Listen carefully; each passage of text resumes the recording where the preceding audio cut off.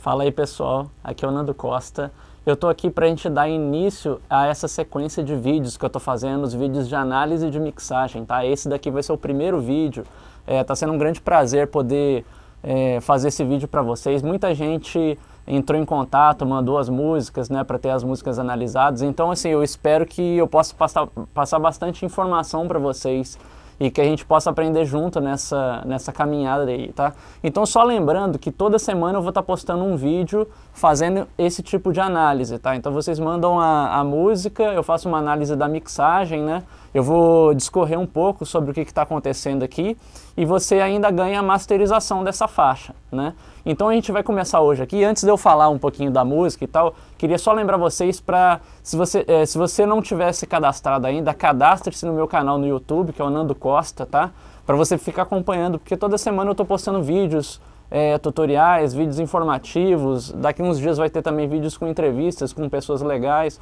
Então, assim, fiquem bem antenados aí, porque tem muita informação boa. E se vocês quiserem também, eu agradeço vocês compartilharem com seus amigos, quem curte áudio, né, quem está aprendendo, produção musical, se você trabalha com isso já, se você já é um profissional da área, ou se você está querendo aprender. Então eu acho que esse canal é um canal para você, assim, tem muita informação legal, tá? Então, vamos lá o que interessa, vamos cair dentro. Então é o seguinte, galera, esse primeiro vídeo que eu vou falar aqui é uma música que quem me mandou essa música foi o Rafael Barbosa, tá? A música chama-se Um Pouco de Todo Mundo, tá? Da banda Groove Trip, né? Ele me falou brevemente no e-mail explicando um pouquinho como é que foi o processo, né? Que foi uma música que ele fez no home studio dele e tal. E aí foi interessante, cara, porque eu tô recebendo músicas assim, de estilos totalmente diferentes e com pegadas totalmente diferentes. Então vai ser legal que vai dar pra a gente falar sobre vários dos elementos de mixagem e masterização aqui, porque cada música tem uma característica muito específica, assim, né? Então é legal, assim, vai ser legal para poder abordar isso. Eu vou tocar um pouquinho da música original aqui para vocês ouvirem um pouquinho e eu vou falar a respeito dela, tá? E só lembrando o seguinte, porque quando a gente fala em análise de mixagem, tem várias coisas que a gente tem que levar em consideração, e todas essas coisas, na verdade, elas têm uma interferência direta uma nas outras, né? Então, dependendo da forma como você gravou um instrumento ou como você produziu, isso tem um reflexo total na mixagem, né? E vice-versa, às vezes você mixa uma coisa, às vezes você encontra um problema que você teve não necessariamente foi feito na mixagem, ele foi feito numa fase anterior. Ou às vezes o arranjo, a música tem um trecho que tem um arranjo deficiente e a própria mixagem revela esse problema, né? Então, todas as coisas são um pouco agrupadas. Então eu vou tentar, na medida do possível, discorrer sobre esses problemas, erros e acertos, na verdade, porque todas as mixagens, por mais que elas tenham não diria problemas, mas assim, coisas a serem melhoradas, elas também têm muitas coisas corretas. Então é muito bom a gente saber discernir as duas coisas e analisar de uma forma sonora, entendeu? Porque tem muita gente que faz análise de mixagem assim, ouve um negócio, eu não gostei dessa bateria. Tá, mas por que você não gostou? Às vezes, o simples fato de você alterar ali um equalizador ou um compressor e tal, muda a sua percepção completa. Às vezes você não mudou nada que você tinha feito na bateria e você mudou, por exemplo, uma equalização do master da bateria. Você muda a percepção como aquela bateria é encarada dentro da música, né? Então é muito importante esse tipo de coisa. Então eu vou estar sempre fazendo análise, tanto do ponto de vista de produção, acaba que a gente liga também com as coisas da gravação e tal, mas tudo isso interligado dentro da mixagem, entendeu? Algumas coisas vêm do processo de produção mesmo, então eu vou falar aqui, mas explicar como que sonoramente na mixagem isso foi refletido e como que pode ser ajustado, como pode ser melhorado, tá? Então eu vou tocar um pouquinho da música original, só colocar aqui, ó. Então, e uma coisa que eu vou falar aqui também que é interessante para quem usa o Pro Tools ou outros programas também ter esse recurso, para poder comparar, tá, sempre a mixagem com a masterização, tá? No Pro Tools tem uma opção aqui, ó, você vai lá no menu Options, Solo Mode, você tem esse modo aqui, ó, que é o XOR, né?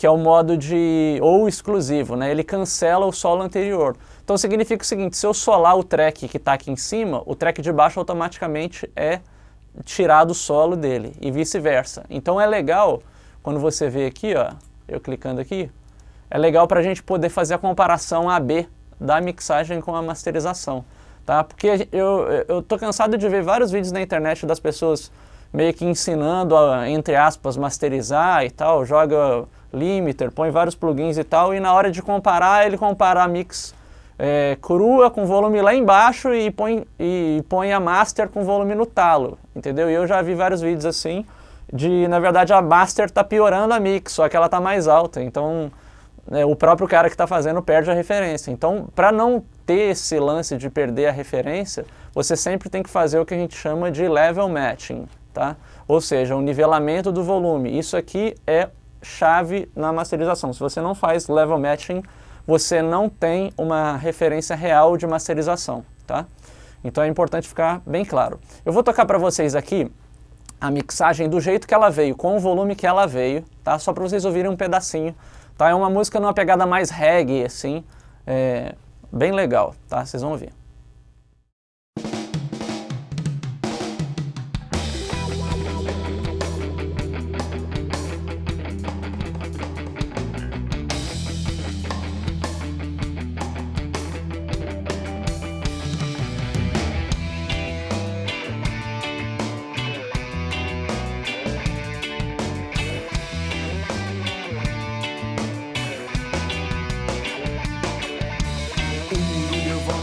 Ainda estou aqui com os mesmos que comecei. Erros pequenos, tropeços, sei. O que importa é prosseguir, minha fé é o que mantém. Meus passos firmes, tropeços leves no azar, mas confio na sorte de quem não reclama. Pra aliviar a dor, eu tenho a força e a coragem de quem ama. Beleza? Então isso aí foi só para vocês terem uma noção de como que está disposta a música. Aí é o seguinte, duas coisas vêm à mente quando a gente coloca aqui, né? Em primeiro lugar, a mix como um todo, ela ficou com um volume de saída um pouco baixo, né? Não que isso seja um problema, mas na masterização eu teria que compensar isso bastante, né? Então é desejável, se você olhar aqui no meu medidor, ó, aqui no Pro Tools, como em outros DAWs que vocês têm aí, tá aqui entre o verde e o amarelo aqui, né, de uma forma bem básica, assim, né. Então a gente poderia ter dado um grau maior, até para ter um volume de percepção melhor, né. Então o que eu vou fazer aqui, eu vou subir um pouco o ganho aqui do track, só para a gente ter mais volume de comparação também com a master. E se precisar eu caio a master também para a gente ter o volume parecido, tá. Aí o que eu faço? Eu vou colocar na parte mais alta aqui da música, mais cheia. Continuar com a esperança que nunca morre. Continuarmos todos juntos, juntos tudo se move. É com confiança que vamos nos encontrar. Continuar com a esperança que nunca morre. Então, eu subi 5 dBs aqui a música sem clipar. É muito importante que você coloque na ponta, na parte que tem os picos mais altos aqui, para não clipar, tá? Continuar com a esperança que... Beleza, só para poder comparar. Você vê que a percepção inicial que a gente coloca quando a música tá lá baixinha, que a música ficou um pouco pequena demais, assim, pequena no sentido de fininha, tá? E tem uma explicação técnica para isso, né? A primeira coisa que vem à tona é que o bumbo veio um pouco mais à frente, mas em termos do balanço tá bem interessante, assim, eu gosto da onda, para esse estilo eu gosto desse lance do bumbo ser mais quicado mesmo, mais definido. Nesse ponto a mix está certa. No entanto, eu acho que o bumbo soa um pouco, que a gente fala, tem duas expressões que são interessantes saber, overcompressed e overlimited, ou seja, super comprimido ou super limitado, tá? Então uma dessas duas coisas, ou as duas coisas, aconteceram um pouquinho no bumbo, tá? Então o bumbo, quando você ouve, ele soa um pouquinho preso demais, tá? Isso pode ser, se tiver um limiter no bumbo, provavelmente o limiter atuou com um threshold mais baixo do que ele deveria, então o bumbo fica muito mordido com o limiter. E isso pode ser resultado até da própria compressão, uma soma de compressão com equalização e tal. Mas o lance é que o bumbo acaba soando um pouco preso, né? Apesar de ser uma característica da música, mas soa um pouco preso. E isso faz com que a mix soe um pouco overcompressed, né? Então a gente percebe isso um pouquinho assim. Eu vou tocar um pouquinho agora já com volume mais alto, vocês perceberem que também a percepção muda com o volume um pouco mais alto, tá? Mas eu vou colocar, presta atenção bastante no bumbo, vocês veem que o bumbo vai estar martelado e tal, que é interessante, mas ele deixa a música um pouco presa demais, ó.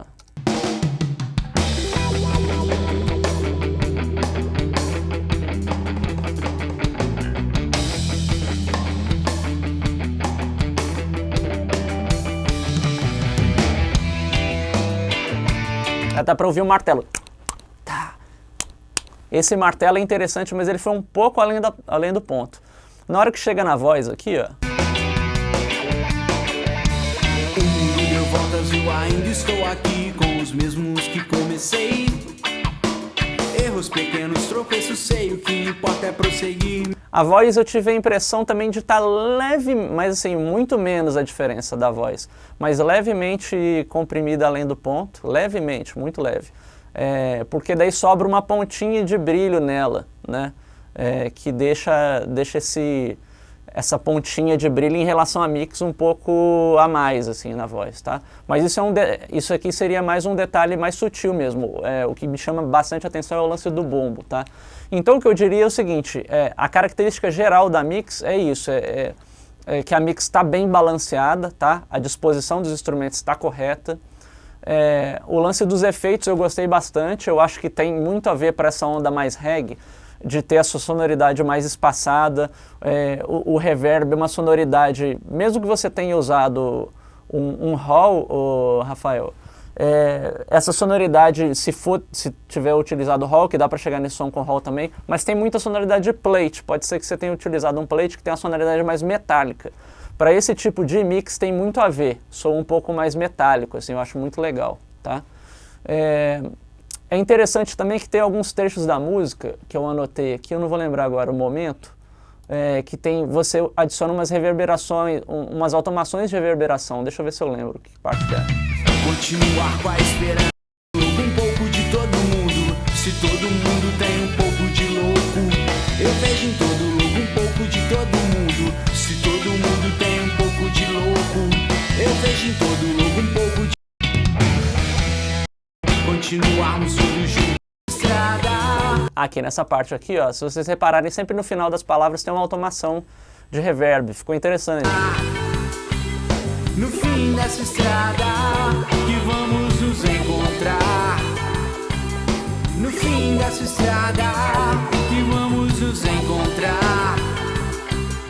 No fim dessa... Que dá uma dimensão, é uma parte mais flutuante, tem tudo a ver assim, em questão da produção da mixagem, é bem legal, né?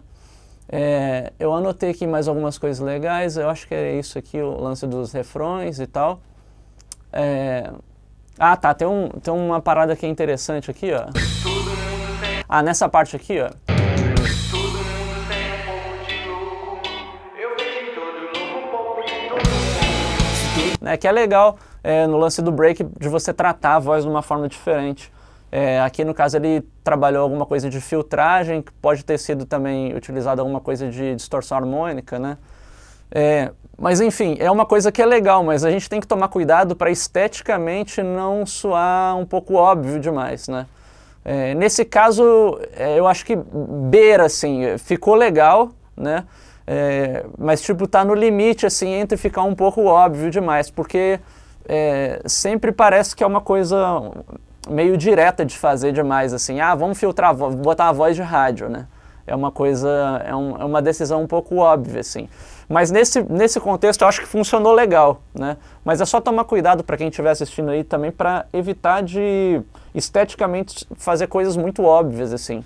Porque eu acho que as grandes mixagens são as mixagens que não tem nada óbvio, né? Ao longo desses vídeos eu vou citar aqui alguns exemplos de mixagens para vocês olharem aí no YouTube, no Spotify, que são muito interessantes, assim, que são mixagens totalmente não óbvias. Eu acho que são as melhores, assim, porque esse lance aquele conceito que a gente tem de a mixagem tem que fazer uma coisa cristalina, tem que soar limpo, que você tem que ouvir tudo, isso aí na verdade é mentira, né?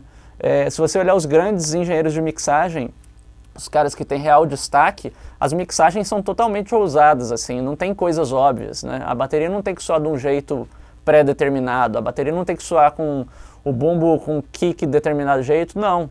Né? Você pega, por exemplo, alguns discos, o penúltimo disco do John Mayer, que agora eu não vou me lembrar exatamente o nome, é um que tem uma onda meio folk assim e tal. Se você ouvir aquele disco, por exemplo, a bateria é totalmente opaca. Ela é opaca, o bumbo é opaco, a caixa é opaca, mas a sonoridade, a vibe que o disco passa é uma coisa sensacional, assim. Se você pega, por exemplo, a música Happy, do Pharrell Williams, e você ouvir a bateria, parece uma bateria mal gravada, assim, né? O bumbo totalmente estourado, parece que ele tá chutando uma porta, o bumbo, assim. E o grande charme da música é o bumbo soar estranho, entendeu? Então se vocês pararem para dar uma ouvida nessas músicas, vocês vão entender que fogem totalmente do que seria o óbvio para uma bateria soar com som cheio, com som gordo, com som comprimido e tal. Então é muito importante você analisar sempre dentro do contexto, ter essa percepção. E o que eu venho tentando passar nesses vídeos é justamente de fazer vocês raciocinarem sobre conceitos de mixagem e não simplesmente usar as coisas óbvias, né? Porque as coisas óbvias, boa parte do tempo você vai ter que acabar usando, mas eu acho que fugir do óbvio é a grande sacada para você fazer uma mixagem bem feita, tá? Então beleza. Algumas outras coisas que eu percebi aqui na mix, aqui mais pro final dela, que eu coloquei que entra uma espécie de bumbo junto, ou reverb no bumbo. Deixa eu achar a parte. Aqui na entrada dessa parte porrada aqui, vocês perceberem aí, ouvindo com fone ou com um sistema de monitoração mais legal, vocês vão perceber que entra um grave muito forte aqui, que parece que ou é o bumbo ou é uma automação no bumbo, um reverb no bumbo, alguma coisa assim.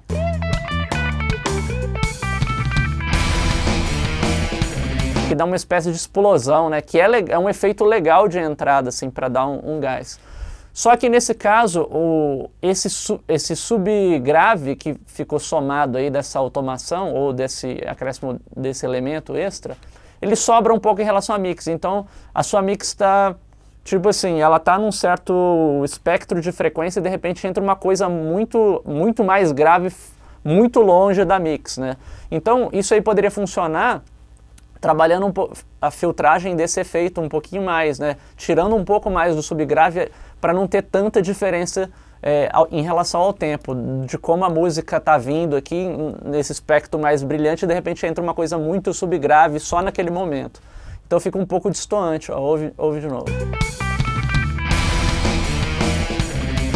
Né? A intenção é correta em termos de produção e tudo. Só não foi tão bem executada, mas a ideia é muito legal, tá? E logo aqui na frente vocês veem o seguinte, que entra essa parte porrada e entram guitarras distorcidas abertas, que na maior parte da música não tem, né? É só guitarra limpa e tal.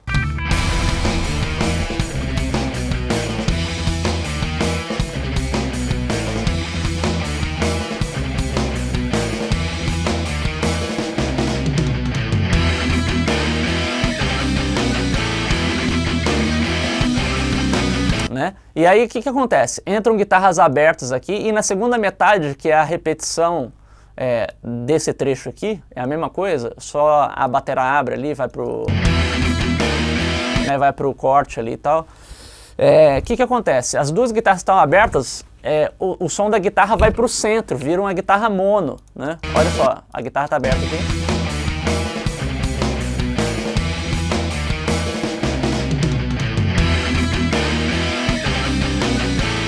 Né? Então fecha aquela guitarra, fica embolada ali no meio. Isso em termos de produção de mixagem, eu acho que não funciona muito bem, porque você está numa parte que está bem porrada, as guitarras abriram, você está curtindo e de repente, na segunda metade, que teoricamente ou você mantém aquela atmosfera cheia ou sobe ainda mais, a guitarra indo para o meio fecha a música.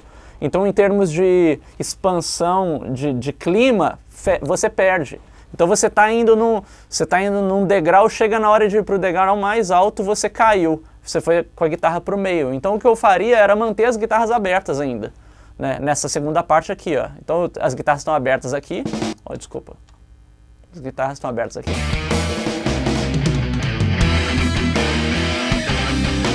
Que entra a guitarra mais porrada ainda, eu continuaria aberto. Porque parece que a música fecha, o espectro da música fecha ali, né? E essas análises são feitas todas em relação ao tempo, né?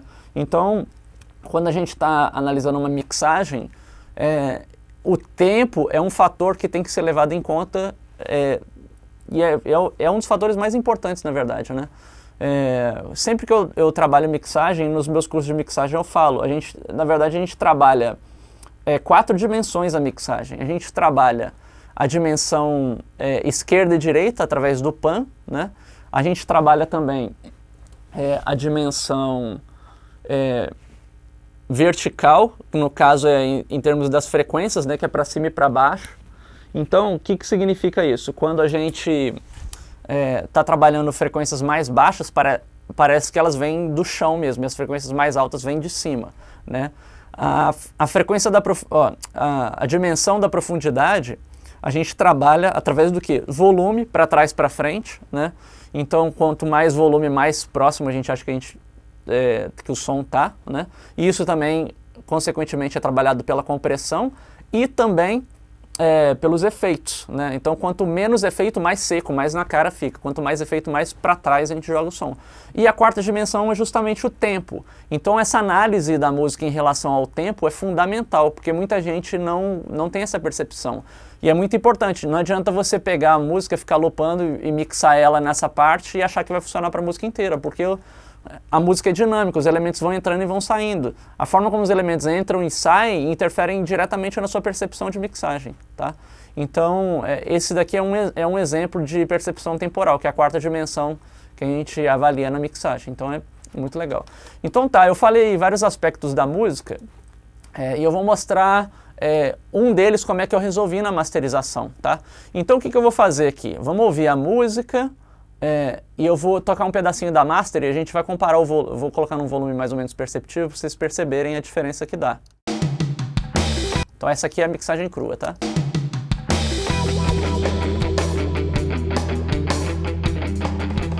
Agora vem a master.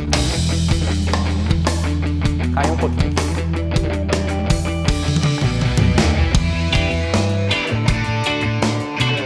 Mixagem crua agora.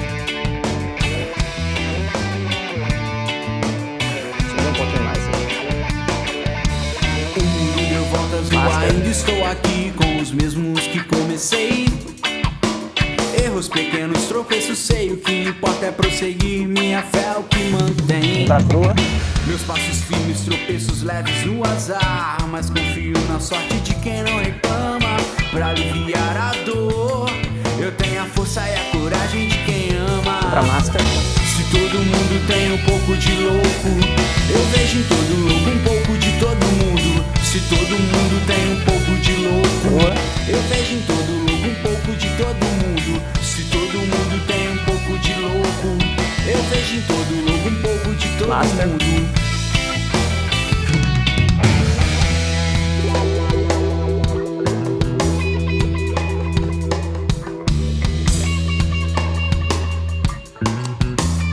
Vem pra crua.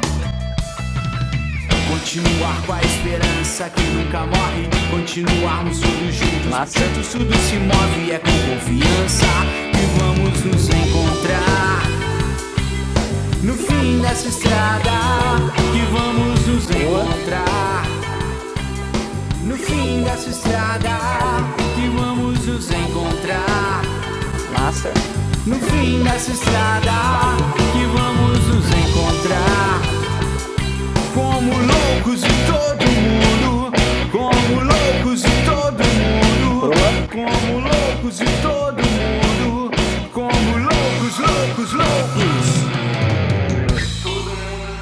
Tá, então, desculpa, deu para vocês perceberem aí mais ou menos a diferença que deu de definição das próprias ideias das músicas, né? Agora, esse lance de definição é um conceito muito vago, porque a gente para chegar num som mais definido, a gente tem que manipular os elementos de formas totalmente diferentes de música para música, né?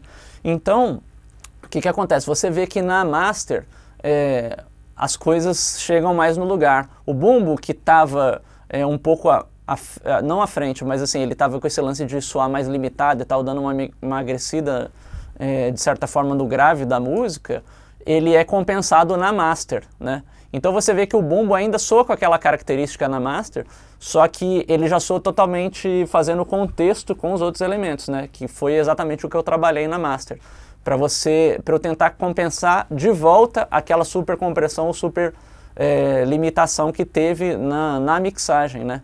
Então eu vou mostrar para vocês aqui. Sempre em toda a análise que eu for fazer de mixagem, eu vou tentar mostrar algum elemento que eu utilizei. Não tem como eu mostrar o processo de masterização aqui, até porque daria um curso completo só eu mostrar como eu faria a masterização aqui nessa música, porque envolve vários elementos, pode envolver hardware externo, né, de masterização, que igual nesse caso aqui eu utilizei também. Mas a combinação com elementos de plugin também, tá? Então, dependendo da música, é uma escolha, é uma coisa meio Masterchef, assim, entendeu? Então, para você combinar, eu quero um determinado tipo de grave na música, eu quero um determinado tipo de compressão, para cada situação eu vou utilizar uma ferramenta específica para dar a coloração que eu estou querendo, né? Mas nessa música, por exemplo, esse lance do boom foi uma coisa que me chamou a atenção e seria legal mostrar para vocês. Então, vou ligar aqui o Ozone, que é uma das ferramentas que eu uso bastante na masterização, para vocês verem o que eu fiz com o lance do bumbo. Lembra que eu falei que o bumbo estava super comprimido, super limitado, tal? Uma das ferramentas que a gente pode utilizar para justamente fazer o contrário, né? E é uma ferramenta que é pouco entendida mesmo, né? Que é a expansão, tá? O que é expansão? É o contrário da compressão. Né? Quando você comprime, o que você faz? Você pega a variação dinâmica de algum elemento dali e você espreme, você reduz a variação dinâmica. Né? Então o som soa mais comprimido. Se algo está mais comprimido, a gente pode expandi-lo para fazer com que a dinâmica daquilo ali ou daquela região fique mais evidente. Tá? E foi basicamente a primeira coisa que eu fiz nessa música foi fazer a expansão dos graves, porque o que eu detectei no primeiro momento da análise da mixagem? O meu bumbo estava super comprimido, super limitado. E o bumbo ocupa o quê? A região mais grave do espectro da música. Então a primeira coisa que eu fiz foi pegar esse espectro mais grave, né, determinar o que eu chamaria de grave, e por isso é muito importante quando você vai trabalhar coisas multibanda. Depois vão ter alguns vídeos, eu estou para fazer um vídeo sobre a utilização de compressão multibanda, C4, C6 e tal, mas no Ozone tem aqui também. A primeira coisa que você tem que fazer é selecionar a área. Não adianta você sair comprimindo, você tem que selecionar o que você quer, né? Sempre é o que você quer, como você quer e o quanto você quer. São essas três perguntas que você tem que fazer utilizando uma ferramenta de multibanda, né? Então o que você faz? Eu tenho que selecionar aqui, ó, eu coloquei aqui na mixagem, tá? Eu vou solar aqui. Deixa eu desligar aqui esse compressor e tal. Beleza. Vocês estão ouvindo aqui, ó? Essa região é a região que eu quero incluir, tá? Eu posso mexer aqui, ó. Se eu pegar aqui, eu pego muita banda, né? Então, mais ou menos aqui nessa região foi onde eu detectei isolar bem o bumbo, tá? Aí, o que eu fiz? Aqui no Ozone, você tem aqui onde você determina o ratio, que é a taxa de compressão, tá? Então, quando você vai com a taxa de 1,5, 2, 3 para 1, isso aqui é a taxa de compressão, tá? Então, 3 dBs viram 1, 4 dBs viram 1, 3 para 1, 4 para 1, é assim que a gente lê, tá? 1 para 1 é nenhuma compressão, tá? E no caso do Ozone, assim como o C4 e o C6, no caso do C4 ou C6, essa taxa é quando você coloca a quantidade de compressão que você quer para cima, tá? Então, na verdade, é isso aqui, ó. Quando a gente pega a taxa aqui e mexe, ela fica entre parênteses aqui 2, porque na verdade é 1 para 2, 1 para 4, ou seja, aqui a gente vai estar expandindo, ou seja, em vez de cada 2 dBs, por exemplo aqui 2 para 1, a cada 2 dBs que passam do threshold, vira 1. Aqui é o contrário, a cada 2 dBs, cada 1 dB que você tem vai virar 2, assim que o som toca naquele threshold ali. Então, tipo assim, se o som está comprimido, cada vez que o som bater naquele threshold, ele vai aumentar mais, ele não vai reduzir. É o contrário da compressão, entendeu? Então é interessante que que eu vou fazer? Eu vou fazer com que o grave expanda a dinâmica. Tá? O grave está muito comprimido, então eu vou querer com que o grave expanda a dinâmica. E eu fazendo isso, o que eu tenho? Eu vou tirar o bypass aqui E é muito sutil a diferença, porque tudo que a gente faz na master é bem sutil. Então eu vou desligar aqui, ó. Aqui é o grave, vocês vão ouvir a música toda, tá?